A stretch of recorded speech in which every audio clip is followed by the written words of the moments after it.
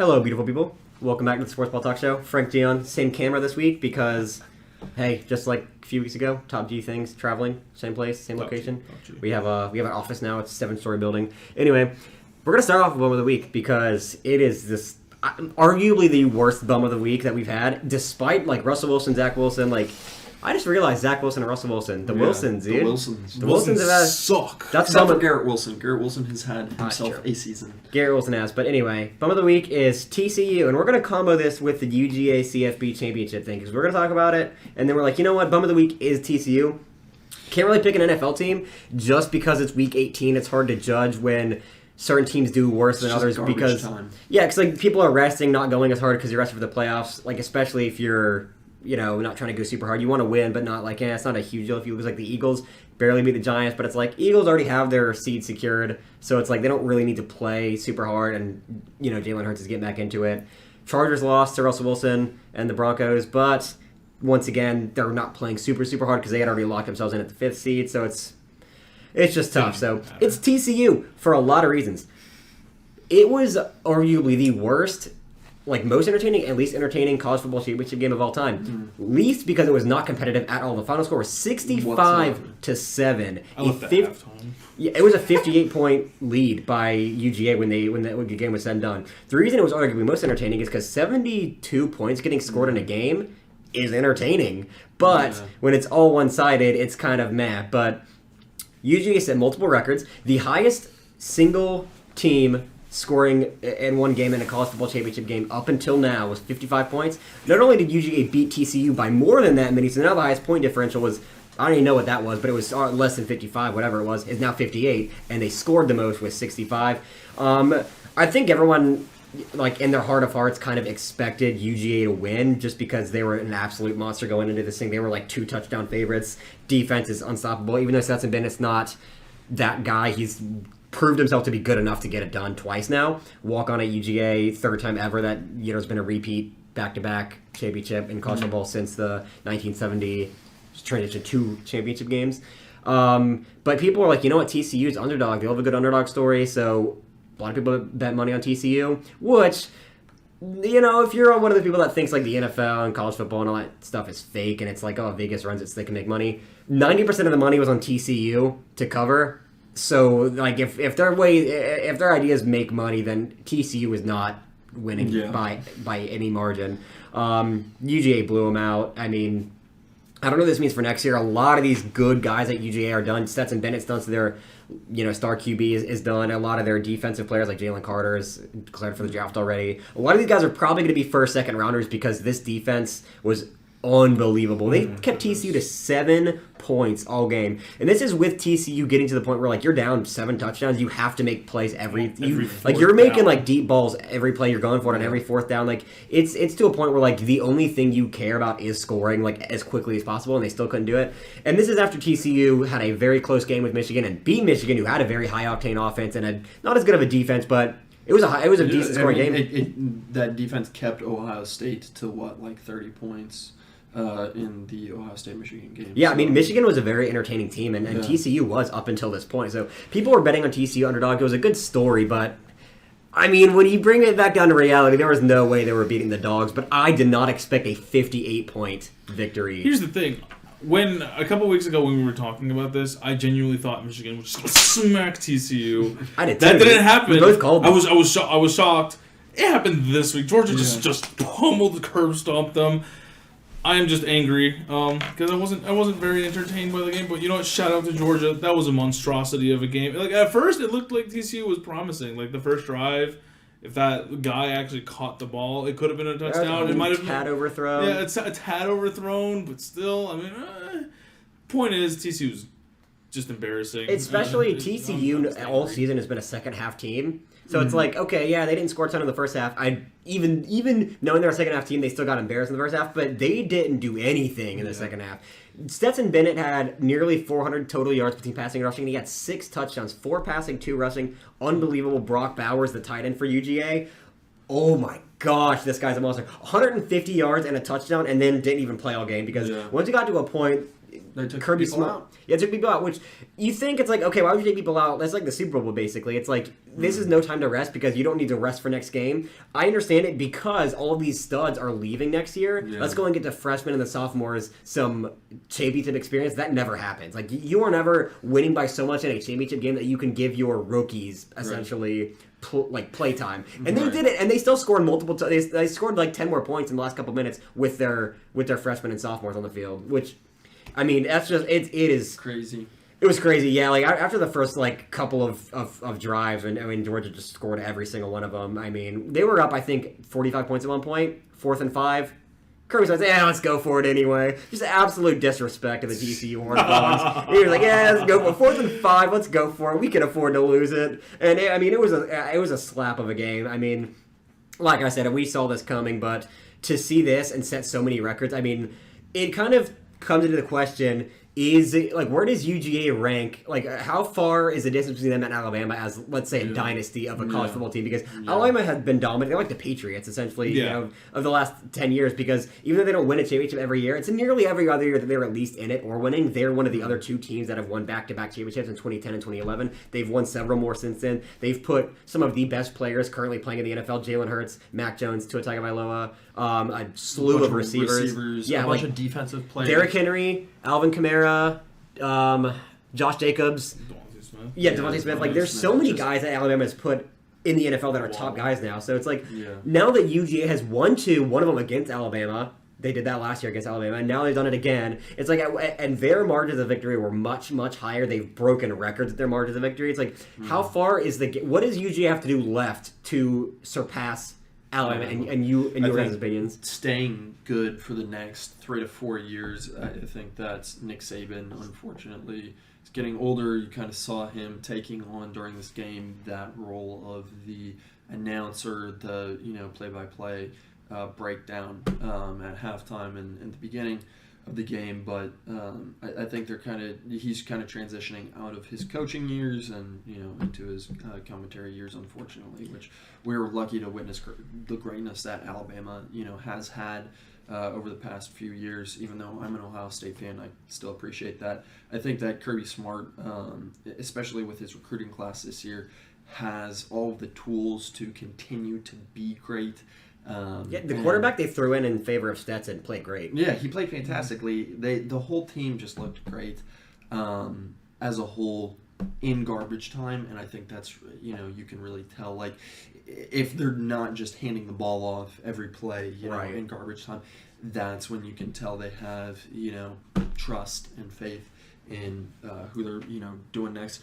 I think that they have a great chance to continue, at least make the playoffs next year. They'll be and then, I will be interested, though, to see how the change between the 4-team to the 12-team playoff goes, because that is somewhat, of a wild card in terms of how well... That's what I was going to say as well, because it's interesting, because my immediate thought was, if within the next 3 or 4 years UGA wins another championship, then at that point I think they surpass Alabama, because at that point they're on par with nearly every year you're either going to win or get there. And you have to do that in a playoff setting, whereas Alabama, for most of the time that they've been good, have not been doing that in a playoff setting. Granted, the last 4 years they have done that, right, where they played, in a playoff setting, but that was a 4-team playoff setting.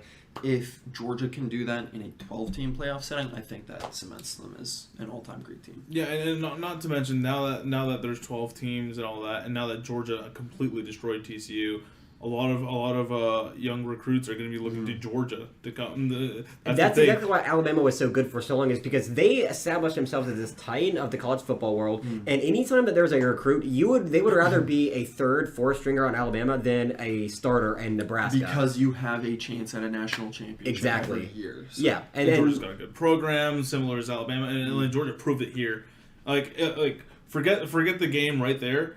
The fact that Georgia not only made it top seed, not only abolished number 2 seed. Imagine if that was any other team, whether it was Michigan, they blew out Ohio State. Ohio State was a great was a competitive team. Point is, Georgia right now is looking like the hottest ticket on the planet right now. If I was any high schooler right now, Georgia's the one I'd be going to. Yeah, for sure. So I still think my idea of like 3 to 4 years and they still make a championship game and win one. I think if they make 2 or win one, then they're there with Alabama, just because at that point the stats are comparable, but they have set records doing it, right? Which Alabama did at the time, but now UGA is passing those, and so I think that's what my line is. But it is very interesting with a 12-team playoff because it's going to be a lot harder to get to that championship game, and so it's like It's hard not to weigh the championships less just because you have to go through so much more to get there, which I am in favor of the 12-team playoff for college football because there's so many more teams there than the NFL. To only limit it to 4 and the way they pick them is you just pick the 4 best teams. It's like that can be a little bit subjective, especially when you see teams like lose one game and so they're eliminated. It's like, like but Tennessee or LSU this year. Tennessee was a tough one because I think that they probably would have made it, but their quarterback got hurt. Right. And so, but that is a team. Like Clemson was another one that did very well. LSU also did very well. Not good enough to like be on UG's level, but it would have been cool to see them make the playoffs and see if they could turn it around. Because obviously college and NFL is different, but we've seen NFL teams this season go like 1-7 and then flip it around and make the playoffs or get this close to making the playoffs. And they did like the Lions didn't make the playoffs, and that was out of their control. Yeah. So it's like I want to see if that is in the realm of possibility in the college football I think world. a great comparison is March Madness, right? You see teams like Oral Roberts or, crazy underdog teams suddenly turn it on in that because they realize that they're playing something greater than they've ever played before, right? And then they say, listen, let's be that Cinderella story. Let's play to that next level, and we haven't necessarily seen that in the college football playoffs with Cincinnati, with TCU, this year with, I don't think there really have been any underdogs other than Cincinnati or TCU. Not super recently. Yeah, well, I mean, in the history of the college football playoff, which is kind of pretty recent, I don't really think that there have been, maybe other than Ohio State in the first year, because I don't think anybody really thought Ohio State was going to win. I think people thought Alabama was going to take that pretty handily. I mean, back when Notre Dame first got recognition, they were underdogs. Like back when they first popped off. I'm saying now in the that's like in recent years, no. But I'm talking about like if you're talking about the entire history of it. The entire history. No, of it, I agree with you correct. though. But like I'm saying for the playoff section, like there haven't really been too many. Underdogs other than TCU and Cincinnati last year. Yeah, and that gives us a chance now, which I still think it's going to overwhelmingly be like first, second, maybe third and fourth seeds that win college football championships going into the playoffs. Back. Michigan State, I think, one year made it and got absolutely curb stomped. So. Yeah, but I mean, like the point still stands. Like they're not going to go like Cincinnati wasn't going to win last year. Like. Right.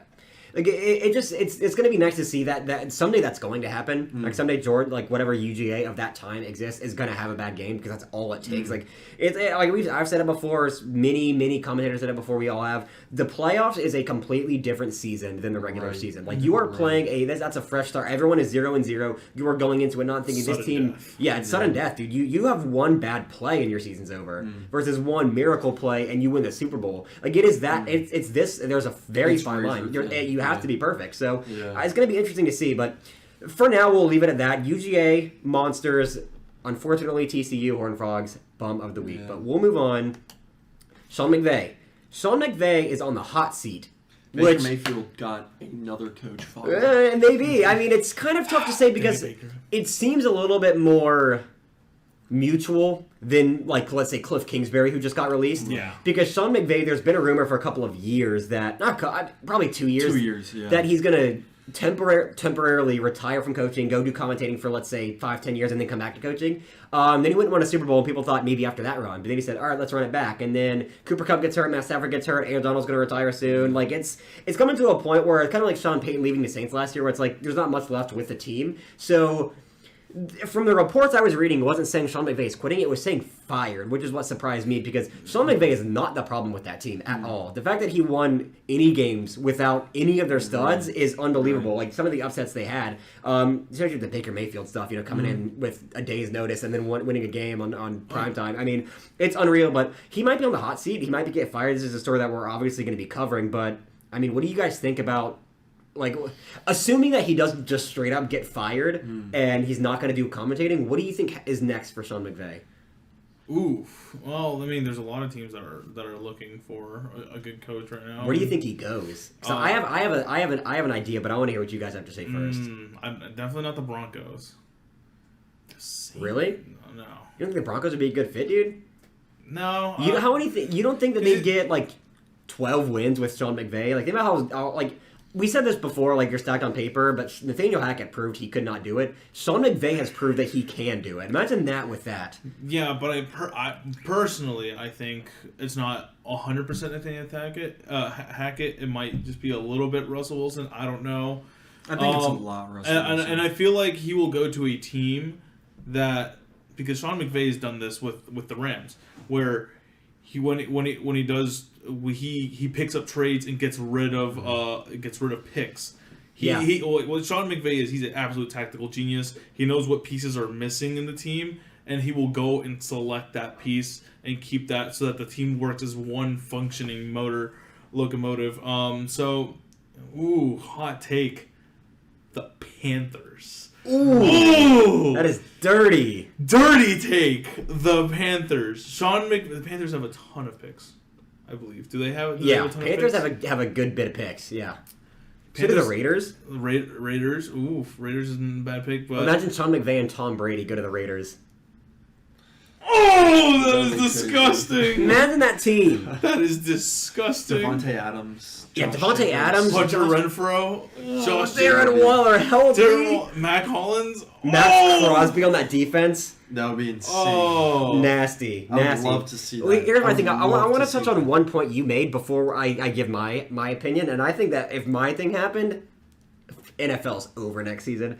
I like the idea of giving up, of sacrificing your future for a ring with picks, because you can guarantee yourself a proven player in the NFL. With picks, you're taking a chance. Right. Unless you're getting so many picks that you can afford the risk, it's so much more worth it to go out and get a guy who's proven himself to be a top 5 player in the NFL by sacrificing even 2 first-round picks. Look at second overall pick, Zach Wilson. Right. He has proven himself to be a waste of a pick. Right. So you can go out and get Zach Wilson with 1 pick and John Ross with another pick, first-rounder. It's like, you just wasted... I don't even know how many players or picks or whatever on that when you could have gotten out and gotten Roquan Smith, like the Ravens. You know, like, you can go out and get guys that are proven and give up your future. They did that. They won a ring. And it's like, why would you rather make the playoffs and lose every year for the next 10 years than win 1 ring and then just be teetering mediocre for the next 10 years? Like, I think a ring is etching that thing in history is a lot more valuable than having a few picks. And I wanted to kind of touch on what you said, where that I think is one of Sean McVay's biggest strengths, is picking weaknesses in a team that he has and figuring out where he's kind of like a maestro on the piano. Like, he knows where, he needs to play certain things in order for it to be like a symphony of, of a team where, like you were saying, it just all comes together into one championship winning team. And I think that you kind of saw that last year, right? Which is why they were so good. And then this year it kind of fell apart because they couldn't keep those pieces that he had acquired, like Odell, like Von Miller, their center. Andrew Whitworth, their receiver retired. Line, but they couldn't keep that kind of odd, conglomeration of people that he had kind of tinkered together in order to win that. And I think that if wherever he would go, I don't think he would go, to the Broncos, but wherever he would go, I think he would be able to do that really well. I would love to see him go somewhere that has a ton of picks. I personally, even though I'm not a huge Chicago fan, would love to see him in Chicago. He'd be good with Justin Fields. Would be fantastic with Justin Fields. They have a bunch of picks. I think they have the number 1 pick this year. They do. I think they really have a possibility at something great there, and I would love to see something great in Chicago with that, because that would be such a fun team. And I think the NFL as a whole is a lot more interesting when Chicago is good. So. Yeah, I don't mean to interrupt you because I think I know what you're going to say, and I think it might be my idea. I think it's your idea. So, do you want to say it on 3? No, I want to give say who it is, and I think you're going to say the Falcons. I wasn't. Oh, interesting. I think Arthur Smith is fine with the Falcons. I think that what he's had with the Falcons has not been enough to prove he's a bad coach. Right. Desmond Ridder balled out last week. The week before that, he also balled out. I think Desmond Ridder needs to be given time. I've said it before. I hate when quarterbacks are expected to play to a top-tier level their rookie season. Let them develop. Anyway, that was all I was going to say. But one thing that I thought of when you were talking about that, before I get into my hot take, I know you guys are just itching for it. I am itching. Oh, God. The one thing that I don't like about the idea of sacrificing your future for a ring is the fact that you can just quit and go to a new team and just bury that team's future. Because Sean Payton kind of did it too. Because they have like negative $75 million in cap space, and they lost Drew Brees, and then Sean McVay gets out of town. Or Sean Payton gets out of town. It's like he went all in to try to win a Super Bowl with them, like getting absolute studs. Michael Thomas, they went and got Tyrann Mathieu. Like they did all this stuff. Didn't win a ring, obviously, because of injuries and like losing Drew Brees. Michael Thomas went down. But then he just quit. And like as soon as he quit, everyone's like, okay, he's only quitting so he can go to a new team after a year of break. And obviously, you got to trade and make picks. There's logistics behind it. But that was the idea. And I don't like that. I don't want to set that to be a precedent. Because otherwise, you're just going to be trading back and forth which teams suck for the next 5 years. It's like the Rams are going to suck for the next 5 years if he leaves. And then let's say he goes to the 49ers. And then he's not going to. Let's say he goes there, trades away all their picks. Then he's going to go somewhere else. The Niners are going to suck for the next 10 years. It's like, I don't like that culture of things. Yeah. But I do understand, like, sacrificing the next couple years for a ring. But here's my take. Right. And I don't... There would have to be so much, like, involvement trade-wise. The Rams would have to get back all the picks that they lost, probably, to get this. He goes to the Arizona Cardinals. The division rival. Hear me out. Having information on a divisional opponent is so valuable because you're guaranteed to play them every 2 years. He would say in the division that he already knows the knowledge about, so he'd be able to beat the Seahawks, he'd be able to beat the 49ers, assuming that, aside from how good they are, he'd know the Rams scheme and how their front office works because he just played there, and he's very familiar with the Cardinals, and he would be coaching that team. That's a very hot take, same division, but imagine Sean McVay goes to the Cardinals. They have Kyler Murray, DeAndre Hopkins, a slew of wide receiver twos that are arguably wide receiver ones on some teams. You got decent running backs at this point. James Conner did very well. Solid, yeah. TJ Watt retiring, but you still got a decent defense when you're healthy. Go get some of the draft. Yeah. If he goes to the Arizona Cardinals, they're back in Super Bowl contention, I think, if Sean McVay goes there. I entirely agree. That would have to be so difficult to get because I understand, like, going to a division rival. Like, Peyton Manning wasn't going to get traded from the Colts to the Jaguars. Like, you don't just trade into a division rival. You trade in somewhere that you don't have to touch. You trade in somewhere you don't have to play them ever again because they're so dangerous. But if he goes to the Arizona Cardinals, the NFC West is going to be between the Niners and the Cardinals for the next couple of years until the Niners' lack of picks catch up to them, and then it's just the Cardinals ball game until they lose them. Especially with Kyler Murray being so young. Yeah. I mean, holy shit, that would be good. Yeah. Some people will probably have Kyler not play any video games for the rest of his career. Ooh, yeah, I support that. No more double XP weekend sorry, buddy. Warzone. Yeah, but I like what you were saying. You'll have your Xbox. As good as the Arizona Cardinals have some good seasons with Cliff Kingsbury, and he's a horrible coach. So imagine someone like Sean McVay with the same roster. I actually want to throw up. It's so nasty. I want to talk about what you kind of touched on before, though. I think that if the NFL is kind of in those early LeBron James, Dwayne Wade, Chris Bosh days of coaches kind of creating super teams and then leaving, right? Because what you saw with that was for a few years there was a little period of time where that you would get the studs like LeBron James, Chris Bosh, Dwayne Wade, and James Harden, Kyrie Irving, Kevin Durant, Klay Thompson, Steph Curry, those super teams, and they would go all in on winning like the Lakers have done and lose the next 5-6 years of any semblance of being good because they went all in on that team then. And I think that's kind of what you're seeing in the NFL now. Yeah, the last two Super Bowl winners did that. This Rams last year and the Bucs the year before. This year, I don't think that there's a team that really did that. Yeah, I would agree. Like, not that we're in the playoffs now. Like, most teams... I mean, there are some teams who win in on some players, like, a little bit, but nothing to the capacity of what the Rams and Bucs did, where they, like, let's get a new QB, an entire new receiving core, let's get a stud running back, let's go get 10 pieces on defense that are going to make us great, let's have a perfect draft, and then go win one, which is what both of those teams did. I don't think there's one of those this year, but next year could happen again. I mean, Tom Brady's, on the trade block. Who knows where he goes? He could go to the Niners. I don't know why the Niners would get him when they have 3 starting quarterbacks on their team already. But people have been saying that. People saying the Raiders. The Raiders suck. I don't know why he would go to the Raiders. I don't. That's other than the coordinator, Josh McDaniels.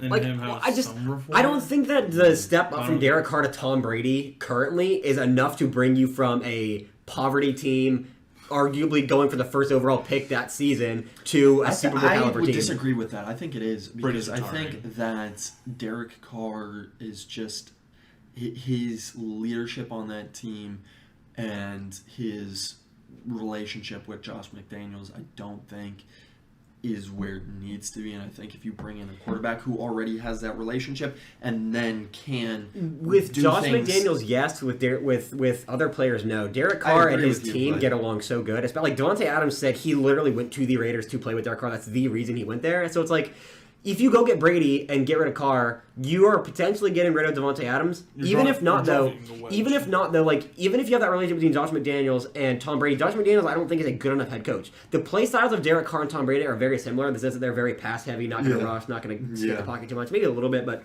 Derek Carr didn't have his best season. But if you take the average Derek Carr season and current Tom Brady's better, but not by that much. Not enough to bring you from 6 wins. Derek Carr has ever been that good, and Tom Brady has. He was in the MVP conversation a few years ago. He was the front runner for the MVP until he got hurt. I just don't see that sustained level of play that you've seen from Tom Brady. Right, where you're consistently good. Well, like, outside of this season, he has, though. That's what I'm saying. I don't think he has, though. Like last season. Yeah, he played well last season. He played well, but he didn't play as well as Tom Brady has. But in the Tom Brady, in my opinion, Tom Brady. Tom Brady's old too. Like that still gets worse. Like he didn't. Like Tom Brady's. What is one of his worst seasons? It was still a good season, but like he's not going to get better. Like you're right, but I'm saying if teams are going all in to win, then I think they're that's a move that could. My thing is like they're gonna have to do a lot more than just Tom Brady. Like I don't think that the Raiders picking up Tom Brady is going to be a thing where all the veterans of the league. Has been fine, dude. It's not been fine. They have Max Crosby. Chandler Jones did not play well at all this season. Correct. A lot of their secondary got burned. Right, they need some secondary. But I think if they, like you're saying, right, say they get Sean Mcvay. Wild shot in the dark. If they did that and they got Tom Brady, Sean Mcvay, Tom Brady, I'm on the same page. And fix their secondary by going and getting a cornerback who's serviceable and a safety who's serviceable, right? Then I think that they have a shot at a Super Bowl. And to the Raiders' defense, dude, I mean, a lot of their games that they've lost this season, a lot of them haven't been like huge losses. It's like a one possession. Well, of course, but I mean, if you like.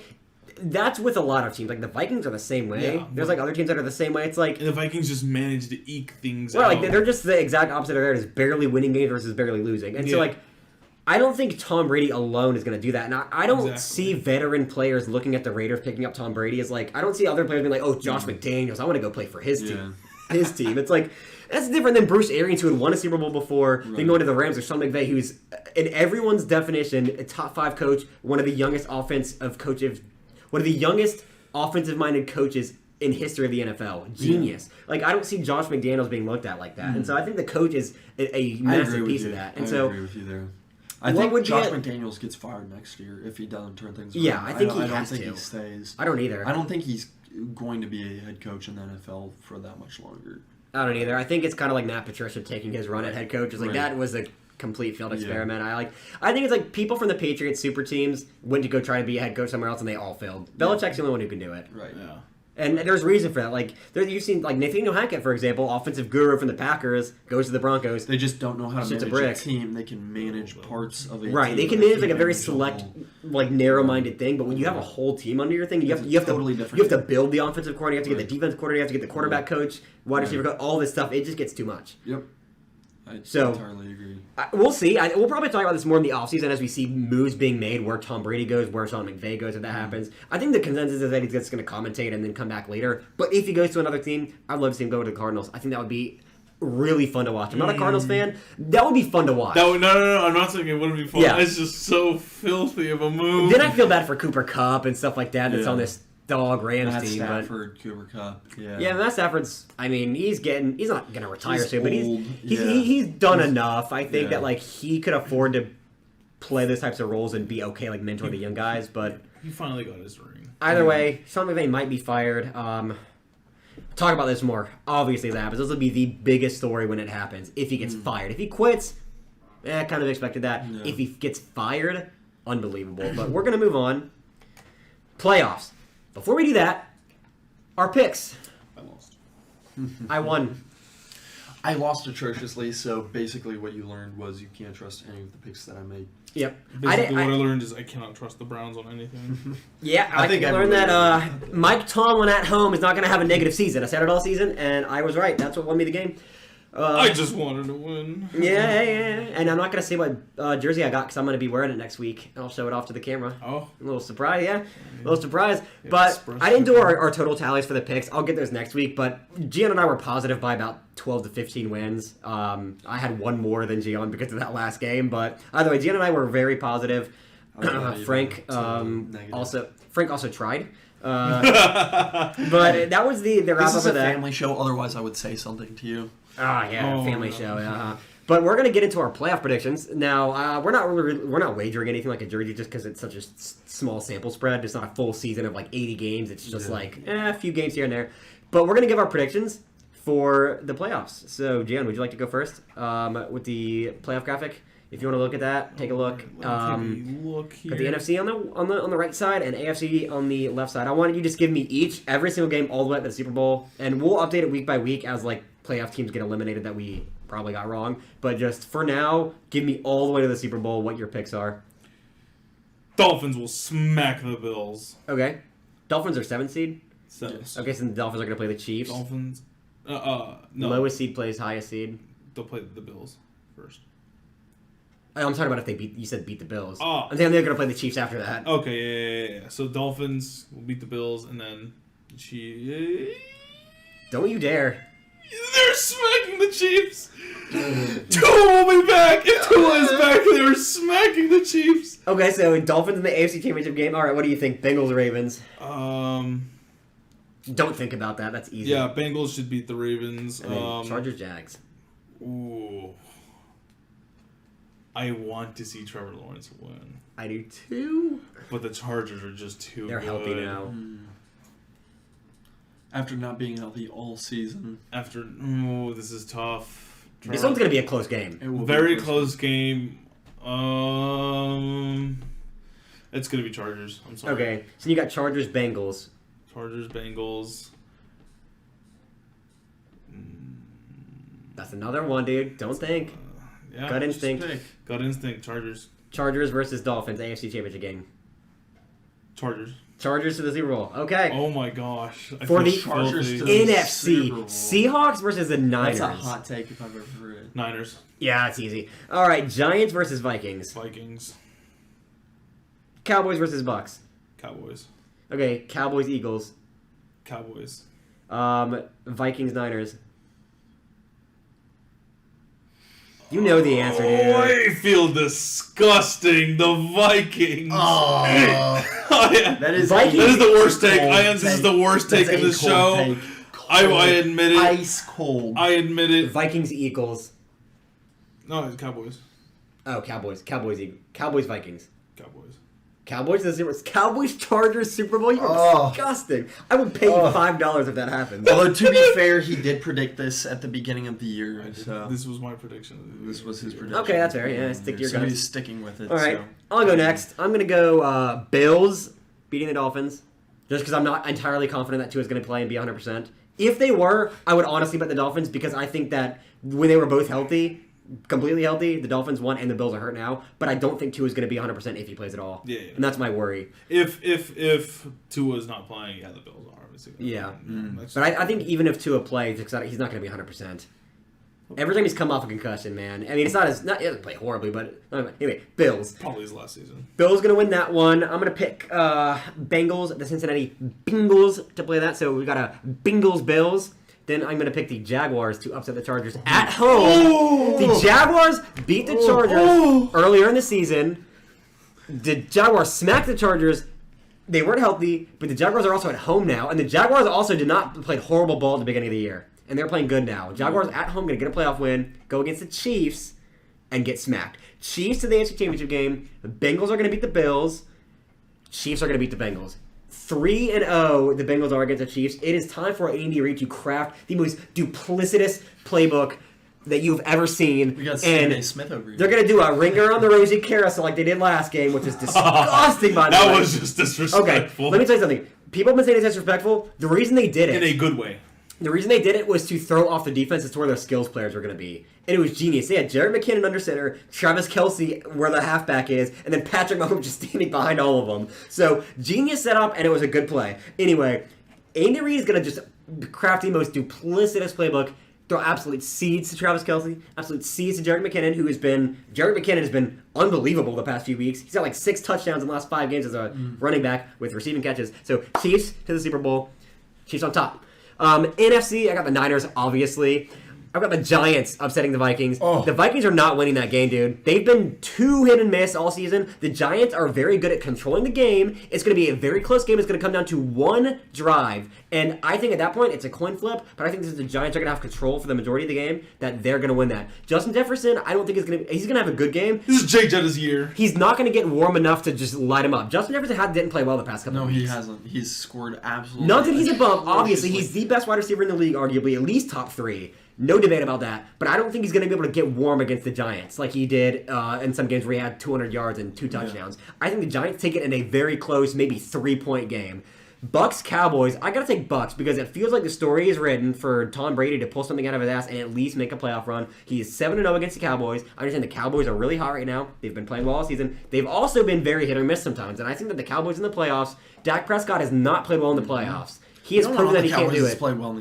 He's proved he can't do it. Mike McCarthy with the Packers won a ring, but also got the Packers to the playoffs a lot and lost. These are players that have gotten to the playoffs and not won it. Right. The only thing that I think holds back the entire team is just filled with that. Yeah, with people that choke in the playoffs. Right. Tom Brady has obviously proved he can make it in the playoffs. He's very good under pressure. He turns it on. Their coach is the only issue because he's not proven that he can do it, but he does have playoff experience with under Bruce Arians. So I think the Bucks win it. It is going to be Giants, Eagles. Eagles win that one, unfortunately. Although, I might go Giants. Oh. You're disrespectful. Eagles barely beat the Giants' backups. This is true. Barely, by a score. Barely. Disrespectful. I don't know. I don't want to beat the Giants, but that's so tough because they did. And Daniel Jones has been a great QB all season. Saquon is going to have a week. They're also coming off. Giants. Yeah. Giants are coming off a bye because they arrested all their starters. Eagles are not. So I'm taking Giants against Eagles, dude, and an upset. Very close game. Decently high-scoring game, like mid-20s to low 30s.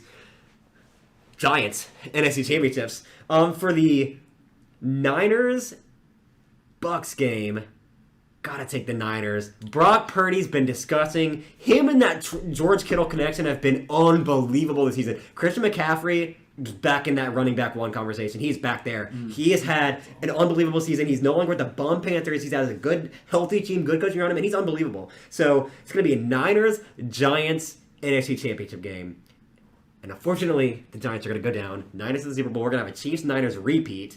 And in that one, I don't know. I think it's very tough.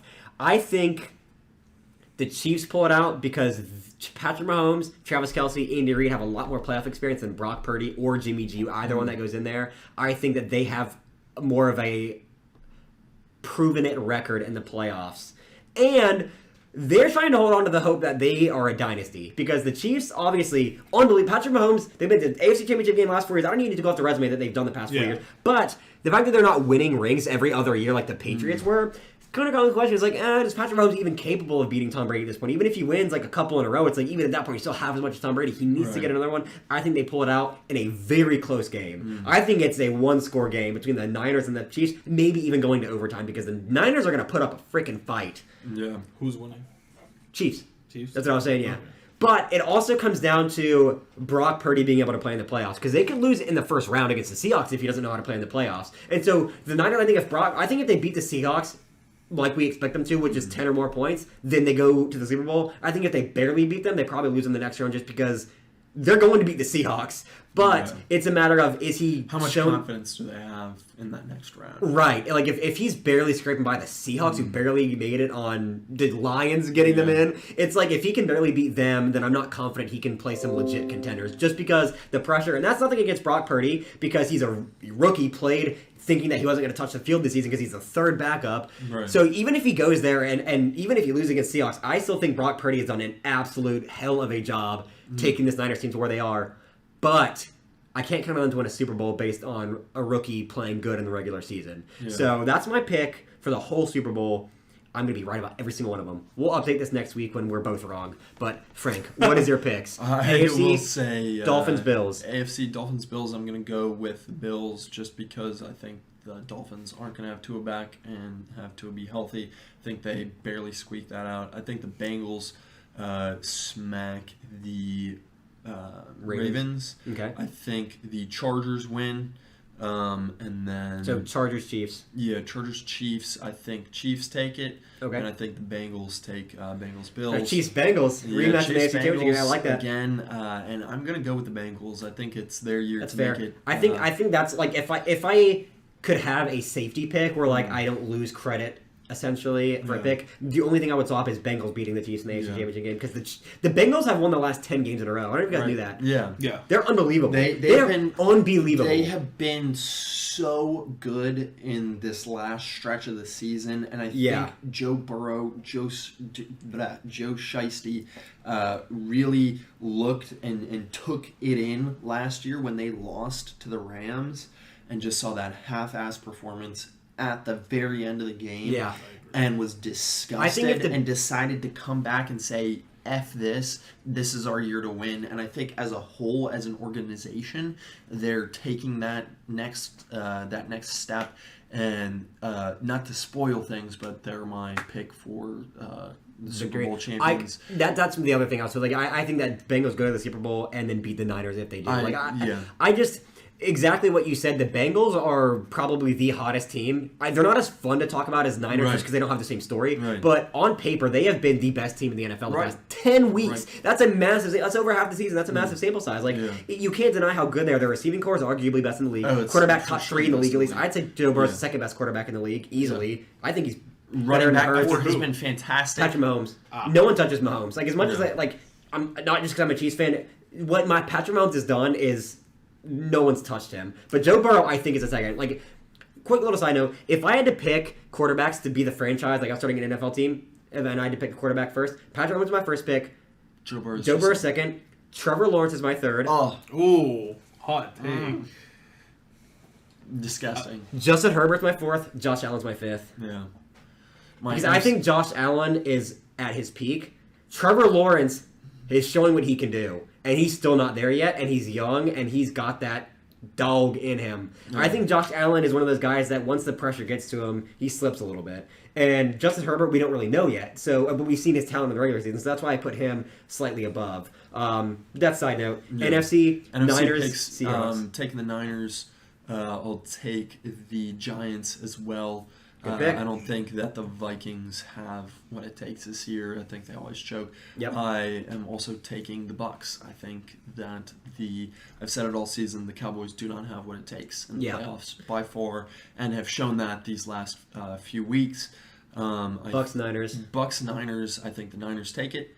Giants, Eagles. I think that the Eagles take it. I think it's going to be Eagles-Niners, and I think it's going to be Niners. I'm taking a Bengals-Niners Super Bowl and taking the Bengals to win it all. I think it's going to be a close game in the first half, and then second half I think the Bengals pull away, and they just show why they have been so good all the last bit of the season. I think that arguably the Bengals are the best team in the entire playoffs right now. I would agree. The only reason that I think the Chiefs win is because they've lost 3 times in a row. If it had been like a 1-1 versus 1-2 record or a 2-1 record, I think the Chiefs would lose pretty handsomely. But I think because they have like the fact that the Chiefs have a chip on their shoulder going into an AFC Championship game, like that's unbelievable. Like that's not something that should happen in the next 10 years. Yes. So like the fact that they can go in with that, I think that gives them that extra motivation to not only go to the Super Bowl, but to prove that Joe Burrow is not the guy that's going to take over Patrick Mahomes as the best in the league, and that the Bengals are not going to take their spot as a dynasty. Because if the Bengals go again, then they're in contention for the dynasty, whether they win or lose. But if they win, they've been 2 in a row and won 1, just like the Chiefs did. I think that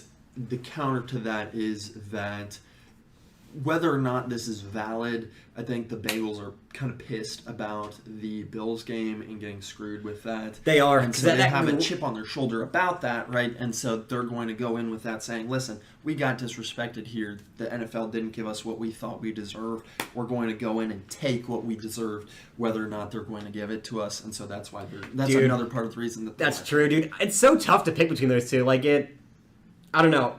I'm not going to change my answer, but I think like that's barely behind 1A. Yeah, it's 1A and 1B. Yeah. The last thing I want to say about this whole thing before we sign off. Well, we got to do our rookie and We'll just do a couple of those. Yeah. But I want to do just one for any college football fans that started watching this since we started talking about college. There is a potential for a Joe Burrow, Jalen Hurts rematch in the Super Bowl. That would be crazy. There's a lot of That would potential be for crazy. some rematches here. Like Can you imagine the ratings on that would be? Yeah, the college that would get the college football fans to watch because it's a Joe Burrow. Like same thing I thought about. Like what if Trevor Lawrence and the Jags go to the AFC Championship game and Joe Burrow goes a Joe Burrow Trevor Lawrence AFC Championship game rematch? Like there's a lot of college football. There's so many storylines here as well that you could come up with all of these teams. Exactly. Like you could take the Jags to the Super Bowl because Trevor Lawrence gets revenge on Joe Burrow for kicking him out in the college football championship game, and it's like that's unbelievable. Like there are so many stories. I think this is one of the best playoffs we've had in years because there are so many close teams. One, you got the and there's Bills, no dynasty super team like you were saying last year with LA. There's no one team that everybody hates. Every team is pretty much likable. Yeah, and then you have the NFL story, you have the NFL fan storylines, and you have the college football fan storylines. And there's a few, like I said, the Jalen Hurts, Joe Burrow, Trevor Lawrence. Any potential for those matchups is going to be huge in this thing. So it's going to be a really freaking good playoff this year. I'm watching every even if a team is up 80-0, I'm watching every single game because every one of these things matter, and they're all going to be very entertaining down to the last minute. Right. I think these will all be relatively close games. I think the biggest margin of victory in any of these is maybe 2 scores, and that's probably the Niners Seahawks. But we'll just give a quick rattle off. We're not going to do everything, but just MVP pick. Like if you want to give offensive and defensive player of the year or whatever. I think Patrick Mahomes is clearly the MVP, most yards by quarterback in NFL history in a single season. I think that close second is probably Joe Burrow, and Jalen Hurts is right behind that. But I think that Patrick Mahomes has done enough more than those 2 quarterbacks to deserve that MVP. Offensive Rookie of the Year, I'm torn between Jay Jettis and Austin Eckler because Jay Jettis had an insane season, but Austin offensive rookie, offensive player of the year. I mean, but Austin Eckler really played his ass off. Like he's one of the guys. Same thing last year. He had a ton of like yards from scrimmage and touchdowns. So I don't know if I have I think it probably leans more towards Jettis for who's actually going to get it. But personally, it might be Eckler because he kept the Chargers alive when they were out with all their receivers. Defensive player of the year, I think it probably goes to Nick Bosa. 18.5 sacks, a lot of QB pressure. But my pick is TJ Watt. And here's why. He did not play all season. They were like 1-7 without him. He came back 7-2 or whatever the record ended up being. It was unbelievable whenever he came back and he was pressuring the quarterback every single play. How much of a difference him alone made. It's going back to the thing where it's like we said a couple weeks ago with JJ Watt making enough of an impact to be MVP. Right. TJ Watt did that this season. Right. If he played all season, Steelers probably could have won 11 games or 12 games and would be in just the because of him. Oh yeah, like hands. They might have had the seed over Bengals or Ravens because they could have beaten them a couple times. Over the Ravens. So I mean, who knows? I think that's my pick for that. Offensive Rookie of the Year. I feel like it's got to go to Brock Purdy at this point, just because he has the highest QBR of any quarterback in the league in the past 5 weeks. 119, 11 touchdowns, and I think 2 turnovers. Yeah. Unbelievable for a rookie. Great team around him, good head coach. But I think that before they know it was Chris Olave, no one had such a good year like a Jay Jettis or Jamar Chase type rookie year where like this guy's obviously going to get it, or Justin Herbert, this guy's got to get it. I think that Brock Purdy has made the most impact as an offensive rookie in terms of like the NFL world. Keeping San Fran alive and then taking them to defensive rookie of the year, Aiden Hutchinson. No freaking doubt, dude. Aiden Hutchinson. He was absolute monster. Lights out. I think he ended with 10.5 sacks because of the Packers game. He was 9.5. He had an interception, maybe 2 interceptions all season. A lot of pressure. This guy is a monster, and he's going to be back. He's also great with it. I don't know if you guys saw this. There was a video of him sitting in the room where they watch film, and he just got up and he started singing. He started singing "Billie Jean" by Michael Jackson with the whole team. He's got great chemistry. Everyone respects him. He's going to be a I don't want to blow him out of proportion. I'm not saying he's as good as like an Ed Reed or Ray Lewis type, but he's going to be like that type in terms of a foundation piece for the next decade for this team. He's going to be JJ Watt's good comparison. Yeah. A massive leader for the team. Everyone respects him. Everyone loves him, and he's a monster on the field. Yeah. That's who he's going to be these next couple of years. Unless he gets a bad injury, he's going to be a monster. Yeah. All right, Gian, give me your picks. I mean, I agree with you on Brock Purdy. I agree with you on Austin Eckler. Defensive Player of the Year, Micah Parsons. Yeah, that's fair. Micah Parsons and Nick Bosa are kind of going back and forth for the odds right now. I mean, every now and then that Cowboys defense is porous in the secondary, but man, that pressure he has up front, he's a pillar. Shut down Cousins and anything that the Vikings could do. He shuts down quarterbacks every now and then. Like quarterbacks of Kirk Cousins' demeanor that sit in the pocket or aren't very mobile, forget about it. Yeah. Forget about it. You're done. Yeah. It's game over. Lights out for him. Like, Micah Parsons is the guy for defensive. And then what was the other one? MVP's the only one you haven't said. MVP. Ooh, I was gonna say Tua, but he's been hurt, and I cannot say that. MVP, I gotta say it's Joe Burrow. I mean, 10 games in a row. That's fair. Joe Burrow's been lights out this season. That's just disgusting. 10 games in a row. No. Oh, this is our Coach of the Year, which I know we both agree on Brian Dable.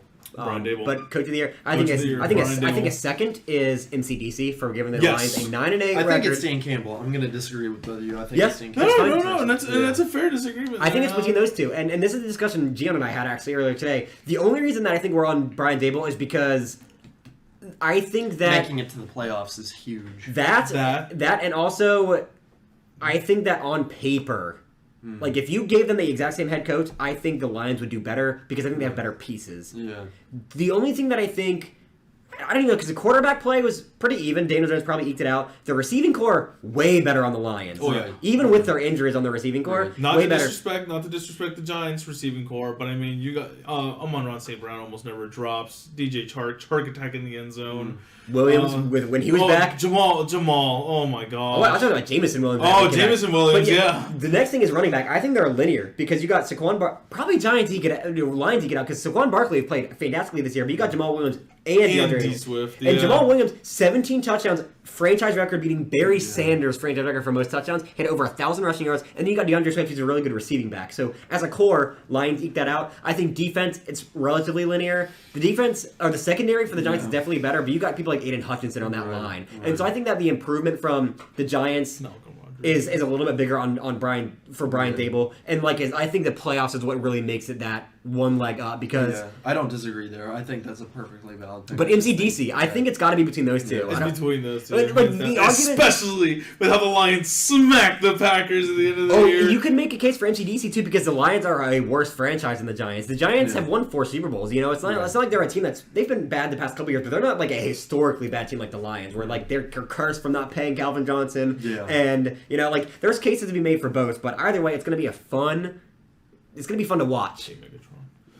Yeah, pay Megatron, and then maybe they don't. I mean, I think okay, you should, but maybe you don't need. It seems like the curse might be broken with MCDC. But anyway, they still didn't make the playoffs this year. I would say I agree with Ethan pretty much for all of them except the MVP pick, where I would go with Gian and say Joe Burrow. So okay, fair enough. Yeah, so we'll see.